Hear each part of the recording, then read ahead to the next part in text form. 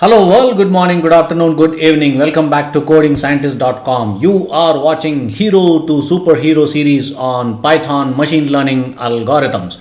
Alright guys, we are on algorithm number 11, that is lesson number 11, or I think it's 12. Oh, Jesus Christ, even I missed it. Anyways, it's 10 or 11, whatever, but it's certainly more than 10. So guys, we are going to learn a new type of algorithm called locally weighted learning, LWL. It's called locally weighted learning.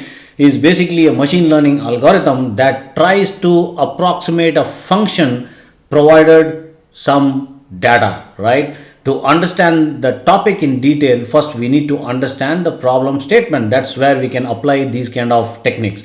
The basic problem statement is, of course, it's a regression, right? It's widely used in regression. In this particular algorithm, that is locally weighted learning algorithm, we basically look out for few data points from the given data set that are in proximity of the test point and average those points in some kind of manner, kind of simple of weighted to predict the output. It's kind of average calculation. So let's take a look at the source code and see how it works. Let me move on to my IDE. So we are importing matplotlib to create a chart along with NumPy library, and these are certain lines of codes, which is about 136 lines of code. I'll be happy to share with you.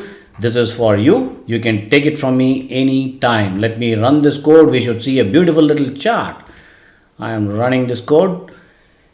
And boom, there you go. This is the local weighted regression model. This is the output we are getting here, and that is how this particular algorithm works. So in case if you need any help, guys, I'll be happy to assist you. I will help you understand this algorithm line by line anytime. Reach out to me, feel free. Goodbye.